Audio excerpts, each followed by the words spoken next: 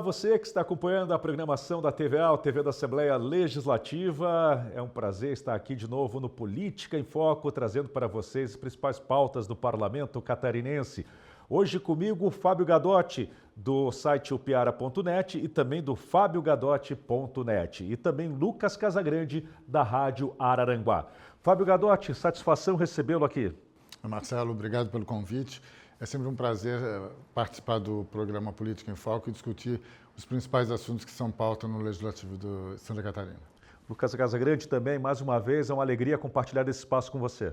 Olá Marcelo, Gadotti, muito obrigado mais uma vez pelo convite. É sempre importante a gente poder falar um pouquinho sobre aquilo que acontece no estado de Santa Catarina. Pois bem, olha, nesta semana agora, a Assembleia realizou uma homenagem aos 70 anos de fundação do Tribunal de Contas. Ao longo de 7 décadas, a Corte de Contas se consolidou como uma das instituições mais importantes do Estado, responsável pelo controle externo da gestão pública e pela fiscalização da correta aplicação dos recursos públicos. Nos últimos anos, o tribunal vem passando por uma transformação significativa na forma de atuar, com ênfase na inovação tecnológica, na fiscalização preventiva e na aproximação com gestores e cidadãos. Eu acho que também uma coisa que nós podemos apontar dessa diferença, ou dessa mudança, ou dessa transformação do Tribunal de Contas é o fato de não só mesmo cuidar das contas públicas, mas sim também da qualidade do serviço prestado à população. Eu converso com alguns conselheiros e eu tenho sentido essa preocupação, né? Não só em fazer o controle do gasto, da boa prestação de contas, mas também, principalmente, da boa prestação do serviço público. O cidadão lá na ponta, ele tem acesso a um serviço de qualidade. Fábio, eu acho que isso também mostra o quanto o Tribunal de Contas, acho que talvez isso mostra o quanto o Tribunal de Contas é importante, né, para o cidadão, para a garantia dos direitos do cidadão. O Tribunal de Contas ele conseguiu mudar muito, inclusive a imagem dele nesses últimos anos, né?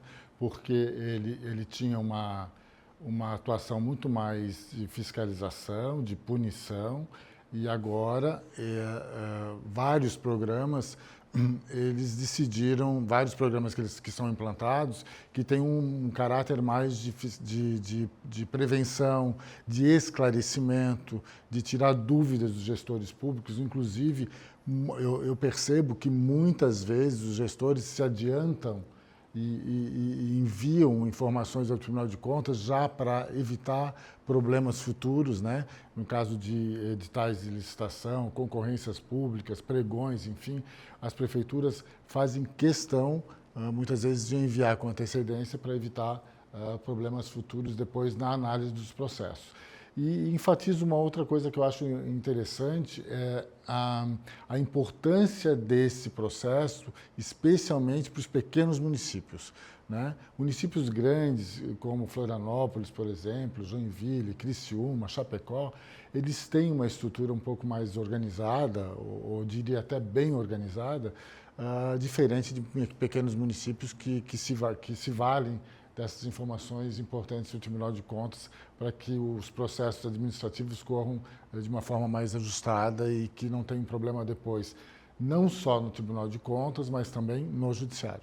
Verdade. Lucas? E a gente tem uma mudança aí de comportamento, né, do tribunal, que antes era o temido Tribunal de Contas, né, do Estado. Ele passou a ser visto como o parceiro do Tribunal de Contas, né, aquele que responde ao meu questionamento, responde à consulta que os municípios fazem, especialmente quando vão fazer algumas licitações ditas mais importantes, aquelas que não são do trivial, do dia a dia, né? Não é a compra de um material de expediente, não, às vezes é uma concessão de uma iluminação, de uma terceirização de um serviço de iluminação pública, enfim, ou uma concessão de um transporte coletivo. São concessões ou licitações maiores e que o tribunal acaba participando no processo antes de realizar a licitação, antes de acontecer, porque é importante a gente ressaltar que, embora tenha o nome de tribunal, o tribunal constitucionalmente ele não é integrante do Poder Judiciário. Constitucionalmente, o tribunal é integrante do Poder Legislativo. Ele é um órgão acessório do Poder Legislativo, no caso do Tribunal de Contas, órgão acessório da Assembleia Legislativa, para que a Assembleia possa fazer o seu trabalho de fiscalização, para que tenha ali um corpo técnico para realizar esse trabalho de fiscalização.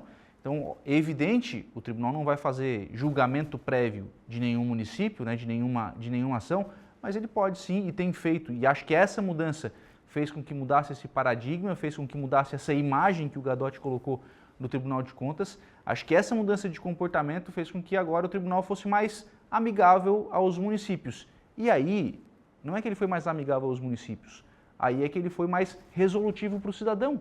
Porque os municípios, os menores especialmente, conseguiram fazer as licitações que antes tinham mais dificuldade para fazer. Os processos acabam se tornando mais céleres, né?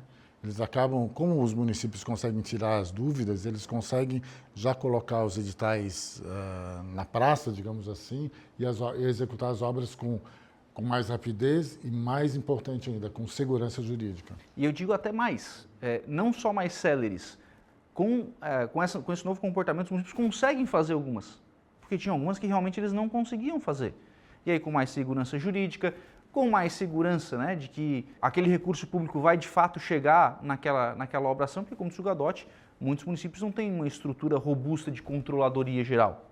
Mais um complemento, o Tribunal de Contas do Estado, por exemplo, está tendo, teve e continua tendo, porque o processo não foi concluído, uma participação importante na análise, no processo do Parque Urbano Marina da Beira-Mar Norte, por exemplo. É um processo longo, que já está há um bom tempo tramitando, na análise para a concessão das análises ambientais, das licenças ambientais, mas o Ministério Público acompanhou todos os processos e antes da emissão da última licença, ainda vai analisar a documentação para ver se está tudo ok. Uma coisa que é importante destacar também é que o Tribunal de Contas ele tem o poder, sim, por exemplo, de sustar algum ato seja Poder Executivo ou do Poder Legislativo. Ele tem, sim, essa possibilidade, né, de, inclusive, aplicar multas, sanções também. Ele pode fazer isso, né? Muitos processos, muito procedimento aí que não tão ortodoxo de aquisição de serviço ou de produtos de parte de algum determinado poder, o Tribunal de Contas muitas vezes sustou, por exemplo, os casos do SEASC, por exemplo, né, que foram tão questionados, né, pela forma como o SEASC se utilizou ali para fazer os processos de contratação de empresa. Foram quase que todos sustados, por quê? Porque não seguiram aí o rito legal e aí o Tribunal de Contas entendeu que tinham que parar. E o que é importante, o que vocês trazem é muito verdadeiro, né? O Tribunal de Contas, ele não é aquele tribunal punitivista, né? Ou seja, embora ele ainda pune também, como acabei de dizer, e isso é importante porque há questões que têm que receber uma punição de fato, mas há muito caso também que ele diz assim, olha, de fato não foi tão ortodoxa a forma que vocês atuaram aqui, mas vamos fazer o seguinte, para o bem da população, sigam com o procedimento, porque não vai ter nenhum prejuízo considerável para a população, mas que a partir de agora vocês voltem a considerar, né, o rito correto de fazer determinada aquisição, determinado procedimento. Ou seja, ele contribui para que justamente haja essa celeridade, como foi bem colocado pelo Fábio Gadotti, né, Lucas? E a própria questão, está um outro exemplo aqui, e acho que foi o que ficou mais notável nos últimos tempos, que foi a atuação do tribunal na universidade gratuita. E acho que a própria atuação na universidade gratuita fez com que o tribunal fosse, inclusive, mais conhecido, né, com os apontamentos que ele fez, com as necessidades que foram, com as mudanças, inclusive, que o tribunal sugeriu e que algumas foram implementadas, outras ainda estão sendo discutidas, enfim. Mas acho que isso fez com que o tribunal fosse mais conhecido e reconhecido. Essa questão de ser punitivista ou não ser punitivista, é óbvio que o tribunal não precisa ser um tribunal punitivista, mas ele não pode abrir mão do seu direito de punir. Exato. Porque ele precisa, obviamente, manter ali a sua distância de segurança, digamos assim, para analisar assim, olhar se está certo, tudo, não tem problema. Agora, a partir do momento que vai para julgamento, bom, aí é o tribunal que tem que decidir de forma técnica aquilo que está certo, aquilo que é legal e aquilo que não é. E esse novo, digamos assim, posicionamento do tribunal, ele foi bem aceito, né, pelos gestores públicos, porque eles entendem, e é isso mesmo, que o tribunal acaba sendo um aliado deles na gestão pública, né? Eles conseguem ter mais segurança do que dos atos administrativos e jurídicos que eles estão praticando. O que chama a atenção também é que as equipes técnicas, o tribunal tem uma equipe muito boa, uma equipe técnica muito boa. E eu estava conversando com alguns conselheiros também e eles estavam me falando que também a tecnologia, a inteligência artificial tem ajudado e muito também no trabalho, ou seja, isso dá mais agilidade, ajuda aí na busca, né, de soluções ou de resultados também e até de maior precisão também nas análises. Ou seja, o tribunal também ele não se fecha, ele abre para a inovação também.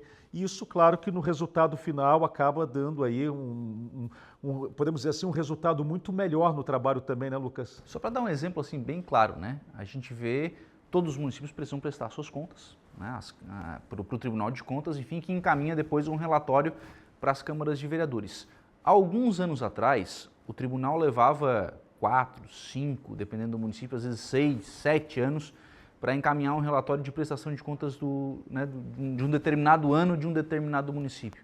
Nós estamos vendo neste ano, 2025, algumas câmaras de vereadores, lá no extremo sul, por exemplo, já aconteceu, já apreciando contas de 2024. Olha só. No exercício, nesse caso não, porque é o primeiro ano de um novo mandato, né? Mas muitas vezes no exercício do próprio mandato do prefeito. Ele vendo as suas contas aprovadas ou não. Aí, o que é o ideal também, né? É evidente, porque daqui a pouco você tem lá, o cara já não é mais prefeito há 4, há 5 anos, chegaram as minhas contas na Câmara de Vereadores. Vão ser aprovadas, vão ser rejeitadas, enfim, cria-se uma instabilidade, né? Então, acho que evidentemente que isso é em virtude do uso da tecnologia, né, da inteligência artificial para fazer a análise de tantos documentos que são enviados. E isso acontecia muito, né, Fábio, o que o Lucas traz, né? Muita gente que... engraçado isso, eu conversei com várias lideranças políticas, poxa, eu era prefeito, agora vão julgar minhas contas, aí o cara tem o risco de ter ali daqui a pouco algum problema, até relacionado aos seus bens também, né? Ou seja, era uma loucura, né? Então, ou seja, agora se torna mais justo, né? O cara está no mandato ainda, ou quase terminando o mandato, ele consegue fazer uma defesa e depois consegue seguir a vida, né, Fábio? E muitas vezes ele já tinha sido eleito para outros cargos, né? Já estava desempenhando alguma outra função, ainda tinha que responder por uma prestação de contas que demorava para ser avaliada pelo Tribunal de Contas. E complementando o que você falou, vocês falaram sobre a questão da inteligência artificial, os municípios, todos os municípios, ou boa parte deles, eles fazem concessões muito parecidas, né, de transporte coletivo, enfim. Então, isso facilita, o uso da tecnologia facilita o trabalho do tribunal no sentido de estabelecer diretrizes à luz da legislação vigente, que também muda e também suscita várias interpretações. É que os serviços são os mesmos, né? Vamos lá, todo município vai ter transporte coletivo, coleta de lixo, os serviços são os mesmos. Então, assim, se você tem um departamento especializado em como se executa essa licitação, é evidente que esse cidadão, esse departamento, ele vai ser extremamente mais especializado. Se você utilizar essa consultoria para a chance de ter um erro, ela acaba diminuindo bastante. Né? Muito menor. Exato. Uma coisa também que vale destacar do trabalho do tribunal é a união aí dos conselheiros, né? Eu vejo muita convergência nas discussões, nos debates, não que haja aí um voto combinado, né? Há divergência também, há momentos de divergência, mas no geral o Tribunal de Contas ele chega sempre a um consenso nas discussões, né? Eu acho isso interessante também, ou seja, há uma mesma visão, há uma mesma leitura e aí isso passa também pela equipe técnica. Outro ponto a se destacar, a importância do Ministério Público de Contas, que é um setor também que nem sempre aparece muito, mas que tem um papel fundamental também nas análises também do Tribunal de Contas, né, Fábio? Os conselheiros, eles são bem subsidiados, né? Eles têm a informação técnica vinda das diretorias que permitem que eles tenham segurança na decisão ali no pleno. E importante também destacar que, a exemplo da Assembleia, o cidadão também consegue acompanhar as decisões do Tribunal de Contas, né? Pelo site, consegue acompanhar as sessões presencialmente e também via internet. Então, vida longa ao Tribunal de Contas, parabéns aí, e a Assembleia, repito, fez essa sessão extraordinária nesta semana agora, em homenagem aos 70 anos, foi um evento aí muito concorrido, com a presença de várias autoridades. passei um pouco antes do evento lá e a Assembleia realmente estava recebendo um grande público e que realmente prestigiou esse trabalho que é bem realizado pelo Tribunal de Contas. Nós vamos ao intervalo agora. Eu estou aqui com Fábio Gadotti e também Lucas Casagrande e já já voltamos com mais Política em Foco.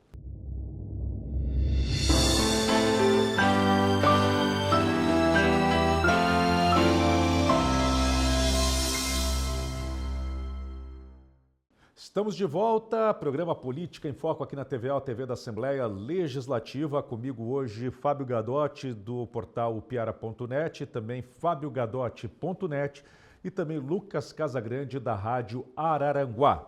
Bom, vamos falar agora de COP30. A Assembleia Legislativa reuniu aí nesta semana lideranças políticas, científicas e comunitárias para apresentar o relatório com as propostas do Estado que serão encaminhadas à 30ª Conferência das Partes da Convenção das Nações Unidas sobre a Mudança do Clima, a COP30, que vai ocorrer em Belém do Pará. O documento é resultado de 5 conferências regionais promovidas pela Comissão de Meio Ambiente da ALESC, e com o apoio da Escola do Legislativo e representa uma síntese das ideias e demandas catarinenses em tempos de emergência climática. Intitulado A Terra Pede Cuidado, o relatório reúne contribuições de encontros realizados em Lages, Joinville, Criciúma, Florianópolis e Chapecó e consolida aí o esforço coletivo de pesquisadores, gestores públicos e também organizações sociais, ambientalistas e comunidades indígenas e juventudes engajadas. Segundo o presidente da comissão, o deputado Marcos Abreu Marquito, do PSOL, o objetivo é apresentar contribuições autodeterminadas para a ação climática elaboradas a partir da escuta da população e de instituições comprometidas com a sustentabilidade. Bom, entre as propostas que nós vamos discutir aqui, entre as medidas propostas, o relatório sugere a criação de novas áreas de proteção ambiental em pontos estratégicos de Santa Catarina. Então, uma delas seria a APA da Imaculada Conceição, na Lagoa da Conceição, em Florianópolis, para proteger ecossistemas frágeis e áreas de manguezal.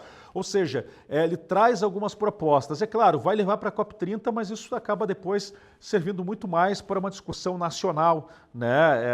A COP30 acaba só servindo para uma discussão mais ali, levar para o mundo essa preocupação, mas só que na medida prática mesmo, isso aí vai ter que ser uma discussão estadual e nacional, né, Lucas? Exatamente, né? Ela é uma discussão muito mais midiática e ela tem a sua relevância por fazer isso, né? Por conseguir ter esse apelo, por conseguir reunir tantos líderes mundiais, especialmente sendo realizada no Brasil. Então ela tem o seu impacto, a sua importância. Do ponto de vista legal, é evidente que ela precisa ser confirmada. E aí, nesse sentido, Marcelo e Gadotti, é importante a gente ressaltar o seguinte: os debates feitos pela Assembleia, embora extremamente salutar, embora eles tenham sido feitos ouvindo de fato a comunidade, porque o deputado Marquito ele teve um cuidado de realmente ir às bases, né? De realmente ir às regiões para ouvir as necessidades das regiões, fazendo audiências públicas nas principais regiões do Estado. Tem que ver se essas determinações, se essas diretrizes estabelecidas por esse documento da Assembleia Legislativa vai ser respeitado na COP, vai ser respeitado no Congresso Nacional, sob pena de, daqui a pouco vem um outro documento que não tem tanta relação, que não tem nada a ver com aquilo que foi discutido aqui na região. Então, Santa Catarina precisa estar na COP30, a Assembleia precisa estar na COP30 para fazer a defesa daquilo que foi discutido com o cidadão catarinense. Fábio? Concordo com o Lucas, é um documento programático, né? O deputado, inclusive, Marquito, que já foi vereador aqui em Florianópolis, o mandato dele tem como prioridade a pauta ambiental. Ele conhece o tema, engenheiro sanitarista, enfim, mas todos os pontos elencados ali no documento que vão ser elevados à COP30 dependem de decisões que incluem várias esferas, municipais, estaduais e federais. Então, depende de muita discussão. Mas é um ponto de partida. O que eles estão dizendo? Um dos pontos mais importantes, precisamos de mais áreas preservadas, né? O que vai precisar ser discutido com mais afinco? Precisamos de mais áreas preservadas ou basta termos uma fiscalização eficiente sobre as áreas que já existem, né? Eu falo isso porque um dos pontos, por exemplo, que o prefeito Topázio Neto de Florianópolis vai levar para a COP30 é a informação de que Florianópolis, capital catarinense, tem 60% da área preservada, né? Legalmente preservada. Isso é suficiente? Não sei. Precisa aumentar? Não sei. Precisamos ter políticas mais eficientes de fiscalização para evitar que áreas sejam invadidas e depredadas, enfim. Precisamos proteger as outras áreas, enfim. Esse documento que vai ser levado à COP30 é programático. É importante para startar essa decisão. Agora, o que me preocupa nessas discussões ambientais é o fator ideológico, né? Essa eu acho que é o principal ponto. Acima de qualquer questão técnica, o fator ideológico ele sempre é envolvido e acaba tornando o debate raso e não se encontra uma solução adequada, né, Lucas? Esse é um dos grandes problemas que a gente tem na atualidade, né? Essa dicotomia ideológica que acaba interferindo em decisões que não são ideológicas, que precisam ser técnicas, né? O debate feito com relação, e aí que eu cito uma outra APA que não está nessa relação, né? O debate da APA da baleia franca, por exemplo, ele tem algumas questões ali que são tecnicamente indiscutíveis, mas que ideologicamente elas não mudam. Porque há alguns interesses ideológicos de não mexer na questão ambiental. Só que está comprovado que na prática isso está interferindo negativamente na vida das pessoas. Está se protegendo baleia em terra firme, né? Então, assim, tem questões que não fazem sentido. E você não pode permitir uma interferência política, mesmo que ideológica, mesmo que programática nesse caso, né? Mesmo que programática, você não pode interferir permitir uma interferência política numa discussão que precisa ser eminentemente técnica. Mas eu percebo que a gente já tem conseguido avançar nesse aspecto, especialmente quando a gente fala em agenda climática. A agenda climática, a pauta climática, era muito associada à esquerda, né? E combatida pela direita. Eu vejo que esses temas já estão conseguindo ser assimilados pelos partidos de direita também, e a gente está conseguindo ter uma discussão um pouco menos ideológica e mais técnica, mais sensata, e analisando realmente o que precisa ser feito para que esses efeitos sejam minimizados, né?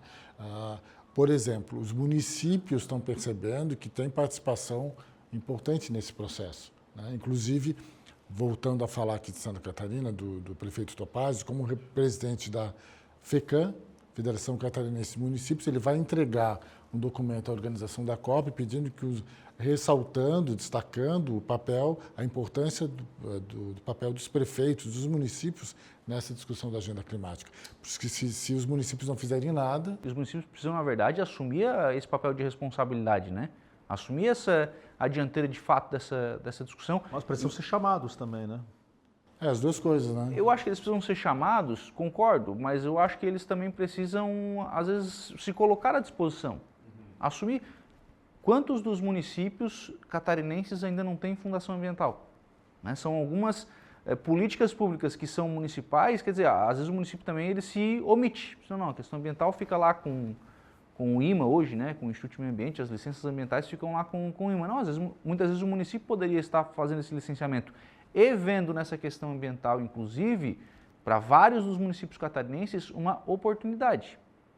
Já tem alguns municípios fazendo, por exemplo, propaganda de praia com selo azul, de praia que tem tratamento de esgoto. E tem algumas pessoas que estão optando por fazer turismo para essas regiões. Então, é bem verdade que a questão ambiental ela é um desafio, porque ela exige também cuidado, ela exige investimento, mas ela também pode ser vista como uma oportunidade. Uma outra discussão que é muito difícil aqui em Santa Catarina é a questão das áreas demarcadas, né? As áreas indígenas também, que também vão ser discutidas, segundo o deputado federal Pedro Kizai, do PT. O documento é uma construção coletiva voltada para o futuro de Santa Catarina, ressaltando que não há resposta ambiental sem considerar gente, cultura e território. A líder indígena Querechu Chapiri também reforçou a importância das contribuições dos povos originários, lembrando que as comunidades indígenas são parte da solução para a cura da terra. É aquilo, né? Você vai também regrar essa questão do uso do solo, enfim, do uso da natureza em si, mas você não pode esquecer também da população que vive ali, né? E há uma população indígena muito grande, com todas as suas características, particularidades. Se não envolvê-los nessa discussão, não vai ser nada válido, porque não vão conseguir avançar, né? Seja qual for a ação naquelas áreas de terra, né, Fábio?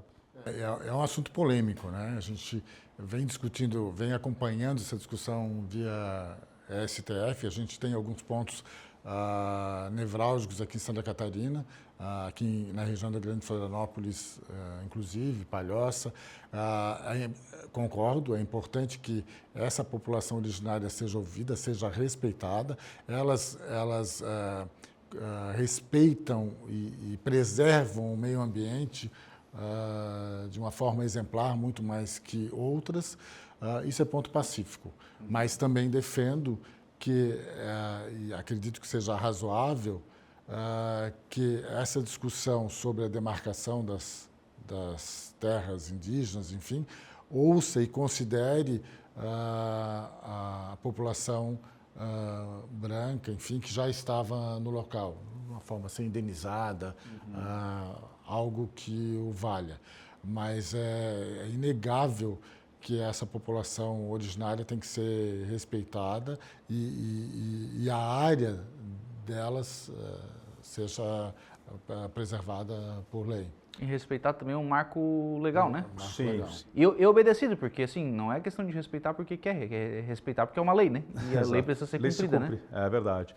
Embora ainda há muitas discussões ainda sobre essa questão, né, da demarcação. Mudando de assunto, olha só, as discussões sobre a criação de uma área de incentivos fiscais na região do Contestado estão mobilizando o meio oeste catarinense. Em 2 dias consecutivos, Campos Novos e Videira realizaram aí, reuniões com a Comissão de Economia, Ciência, Tecnologia e Inovação da Assembleia, e essas audiências aí foram para debater a proposta apresentada pelo deputado Matheus Cadorim do Novo. A iniciativa busca reparar desigualdades históricas e promover o desenvolvimento econômico e social de uma das regiões mais impactadas pelo conflito do Contestado. E, de fato, é uma região que enfrenta uma série de desafios, uma série de dificuldades. Pois bem, o projeto propõe a criação de uma zona especial de benefícios fiscais federais nos moldes da Sudene, com foco em atrair investimentos, gerar empregos e reduzir desigualdades. A proposta conta com o apoio de lideranças políticas, empresariais e representantes da sociedade civil.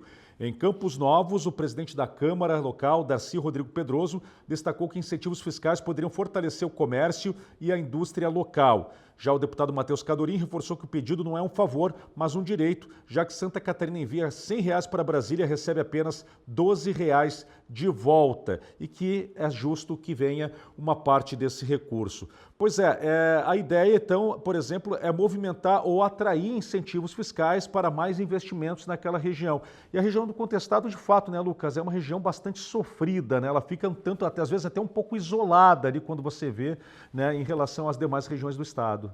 E por isso que precisa, né, ser olhada. A gente precisa olhar para os diferentes com olhares diferentes, né? A gente não pode querer achar que todo mundo está no mesmo patamar. E o estado de Santa Catarina, pujante e grande que ele tem realidades diferentes. Agora, a questão de criação de zonas especiais, de zona franca, desse tipo de incentivo fiscal, o país precisa estabelecer um critério objetivo para que isso seja comprovado. Se você for conversar com qualquer região, se você for lá no extremo sul catarinense, lá em Araranguá, por exemplo, nós somos, ao longo dos últimos anos, a região mais pobre do estado de Santa Catarina. E, né, há alguns anos isso acontece. Então a gente vai levantar a mão e dizer que é também uma benesse fiscal porque nós somos os mais pobres. Daqui a pouco o mais rico vai dizer, não, mas espera aí, eu gero mais imposto, então eu também quero uma benesse fiscal porque eu gero mais imposto. Então eu preciso ter um benefício para continuar gerando mais imposto.